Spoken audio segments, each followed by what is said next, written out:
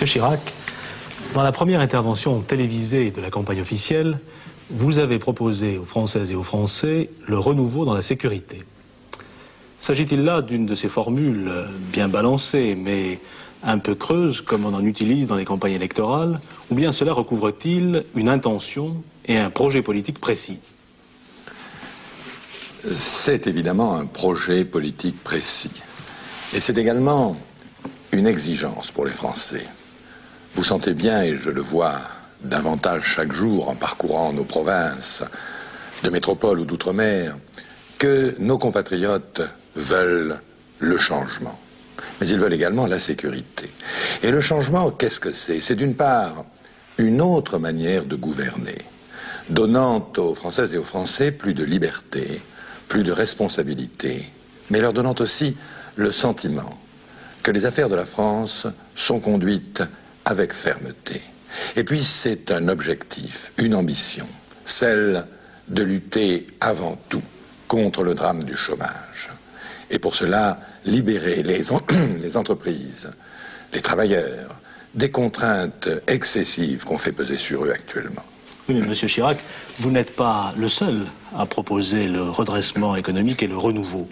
Le candidat du Parti socialiste, par exemple, se présente aussi comme un candidat de renouveau. Oui, et c'est dangereux.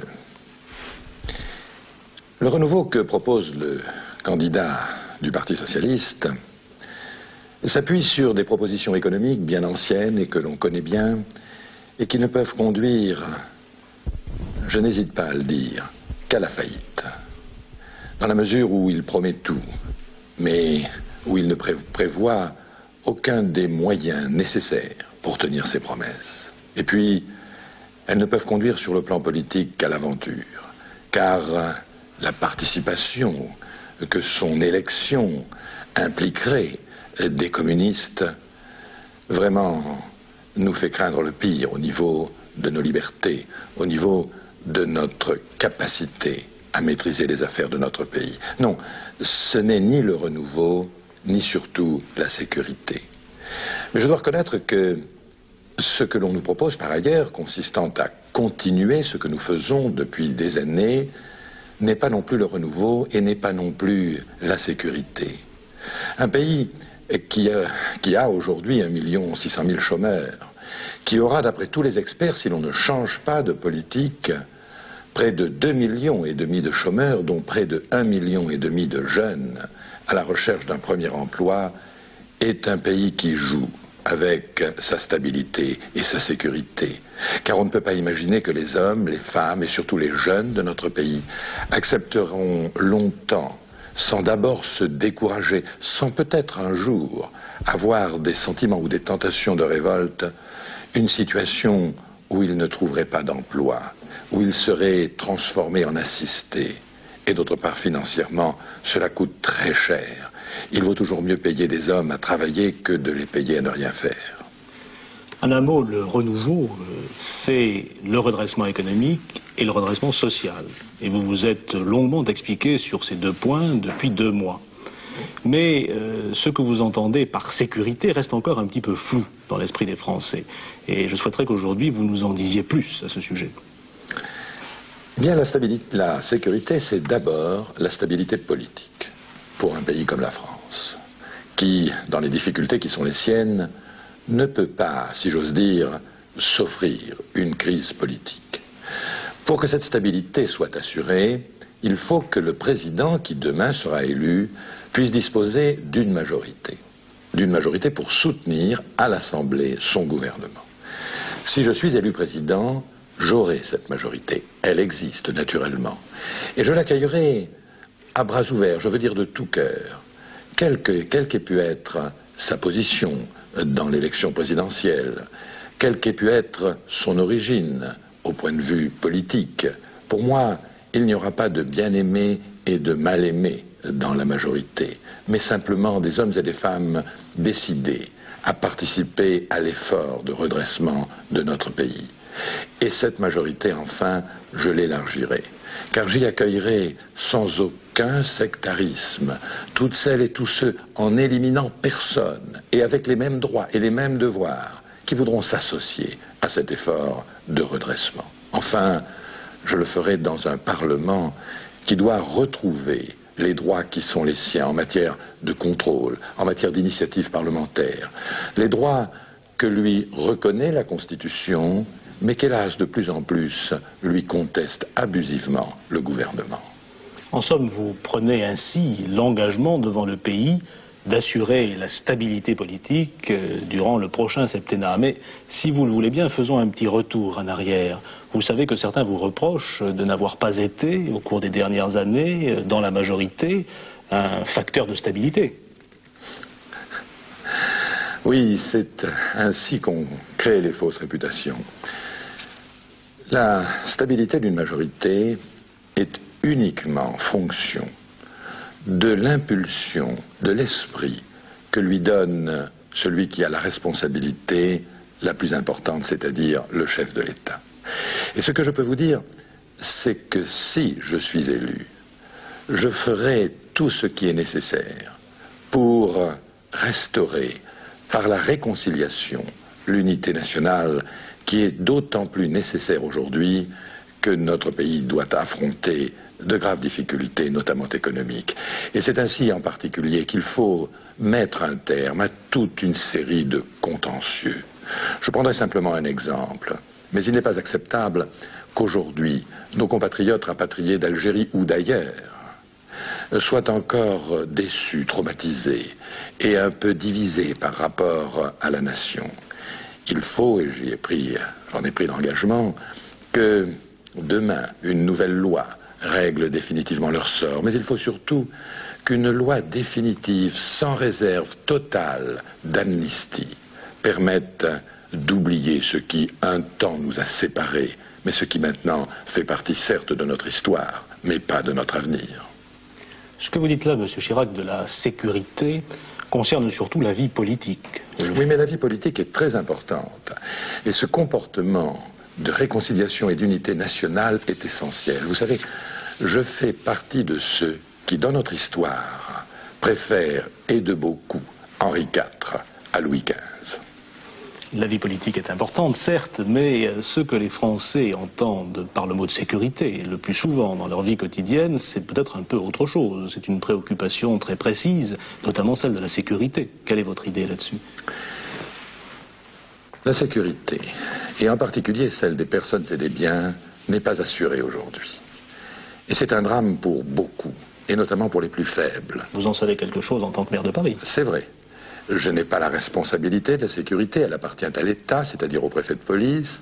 Là où je l'exerce, modestement, dans nos squares, dans nos parcs, j'ai mis en place des systèmes d'inspecteurs de sécurité qui ont parfaitement réussi et qui prouvent que lorsqu'on a la volonté de le faire, eh bien, on peut assurer la sécurité. Vous savez, la démocratie est un régime fragile. C'est un régime essentiel dans la mesure où il est le seul à permettre d'exercer ses libertés aux citoyens. Mais elle est toujours, la démocratie, menacée. Et si elle veut survivre, si elle veut préserver les libertés, il faut qu'elle ait bien conscience qu'elle doit être un régime d'autorité, c'est-à-dire un régime dont le chef, le gouvernement, ne doit pas accepter que la loi républicaine, une fois votée par la majorité et qui donc s'impose, soit impunément bafouée. Et c'est pourquoi j'ai dit qu'il fallait avoir à la fois la volonté, mais aussi les moyens, et que l'un des premiers gestes de mon gouvernement serait de déposer devant le Parlement un projet de loi programme pour doter nos forces de police et de gendarmerie des moyens en personnel et en matériel nécessaires pour que ces forces, qui sont par ailleurs exemplaires, puissent exercer véritablement leur éminente mission. Car rien n'est plus important dans un État républicain que d'assurer la sécurité des personnes et des biens. Et le projet de loi dont vous nous parlez, Monsieur Chirac, et qui serait une de vos premières initiatives, ne vient-il pas un peu tard? Il y a déjà eu récemment à l'Assemblée nationale et au Sénat une discussion sur une loi qui s'appelait Sécurité et Liberté. Et vous ne l'avez pas votée, cette loi. Oui, on m'a déjà posé la question. Simplement parce que ce dont nous avons besoin aujourd'hui, ce ne sont pas de textes supplémentaires. Et d'ailleurs, celui-là pouvait être dans d'autres mains, dangereux pour les libertés des citoyens. Mais ce dont nous avons besoin, c'est d'une volonté. Que chacun sache que s'il enfreint la loi, il sera sanctionné, avec justice, mais avec rigueur. Et d'autre part, nous avons besoin des moyens. C'est ce que j'évoquais tout à l'heure. Vous me permettrez de sortir maintenant peut-être un peu de cet examen des projets, des techniques, pour évoquer un point un peu personnel. Je vous écoute depuis quelques minutes, vous parlez beaucoup de sécurité, de fermeté, d'autorité. Est-ce que vous ne craignez pas ainsi d'accentuer certains traits de votre image dans l'opinion publique? Vous savez que certains vous reprochent d'être un homme autoritaire, et ceux qui ne vous aiment pas vont même encore plus loin. Oui, ce n'est pas exact. Je suis un homme de concertation, de dialogue. Je l'ai prouvé lorsque j'étais au gouvernement. Ministre de l'Agriculture, par exemple. Ministre de l'Agriculture, où je n'ai jamais pris une décision sans qu'elle ait été concertée et en accord avec tous les représentants des agriculteurs. Je le prouve en tant que maire de Paris, en ayant développé largement les structures de concertation. Je crois beaucoup au dialogue. Ce n'est pas une perte de temps, la concertation? Non, pas du tout. C'est essentiel si l'on veut que la société puisse évoluer, et puis si l'on veut bénéficier de l'imagination des uns et des autres et ne pas s'enfermer dans la routine, c'est très important. Eh bien, c'est ainsi que j'entends gouverner. Mais si je ne suis pas un homme autoritaire, en revanche, je considère que lorsque la décision est prise, elle doit être appliquée. Et le cas échéant, notamment lorsque la sécurité est en jeu, elle doit l'être avec fermeté. Votre conception de la démocratie, telle que vous nous l'exposez, est un peu original. Pour vous, la démocratie est un régime d'autorité. Habituellement, on associe plutôt le mot de démocratie au mot de liberté. Alors, comment est-ce que vous conciliez tout cela? Pour moi, le seul moyen de préserver les libertés, c'est de préserver la démocratie. Et donc, il faut que celle-ci ne soit mise en cause par personne. Les libertés, qu'est-ce que c'est? Et là aussi, il y a beaucoup à dire. La liberté, c'est d'abord les droits de l'homme. Et je suis, pour ma part, préoccupé de voir à quel point la France, pays des droits de l'homme, idée qui reste très forte chez tous nos concitoyens, et notamment dans le cœur des jeunes de notre pays, cette conception, alors que ces droits de l'homme sont bafoués de plus en plus, à l'extérieur notamment, n'anime plus la politique de la France. Et sur le plan intérieur, nous voyons se développer à nouveau des tentatives, notamment antisémites. On voit d'autre part également des tentations de remettre en cause les droits des émigrés. Bref, il y a aujourd'hui une remise en cause des droits de l'homme. Il faut réagir, et là encore avec fermeté, pour que ne se développent pas dans notre pays ces idées malsaines et dangereuses qui sont en réalité plus ou moins des idées racistes. Et puis il y a aussi, naturellement, tout ce qui touche l'excès et l'abus de la réglementation et qui met en cause nos libertés. Il y a l'inadaptation de notre organisation administrative. C'est un peu un de vos thèmes favoris, là, Monsieur Chirac. Est-ce que vous n'avez pas tendance parfois à tirer sur le pianiste? Les fonctionnaires sont chargés actuellement de tous les péchés. Mais après tout, vous êtes vous-même fonctionnaire, vous êtes un technocrate. Oui, mais rodé par des élections successives aux réalités de la vie quotidienne. Non, les fonctionnaires sont en France heureusement des gens éminents, et ils sont les premiers à souffrir de l'abus de réglementation et aussi de l'augmentation excessive du nombre de fonctionnaires, ce qui ne permet pas de donner à ceux qui sont en place et qui sont nécessaires à la fois la considération, le traitement, le salaire auquel ils devraient avoir droit. Regardez par exemple l'exemple des instituteurs. Mais au-delà, je disais, l'organisation administrative. Nous avons eu tort de rejeter en 1969 la réforme régionale que nous proposait le général de Gaulle. Le moment est venu de la reprendre aujourd'hui, non pas pour donner l'indépendance politique, naturellement, aux régions, mais pour leur donner une certaine indépendance économique, sociale, culturelle, comme il faut développer les moyens et aussi les pouvoirs des municipalités, des maires, qui sont la possibilité de développer la démocratie du quotidien. Comme il faut développer, je le disais tout à l'heure, systématiquement la concertation et les moyens de la concertation. En somme, vous voulez rendre d'une certaine manière la parole aux Français. Mais dans le monde où nous vivons, pour prendre la parole, il faut pouvoir utiliser les grands moyens d'information, la presse, la télévision, la radio. Est-ce que vous n'avez pas le sentiment que cet alourdissement de l'emprise de l'État que vous dénoncez se fait sentir aussi en matière d'information?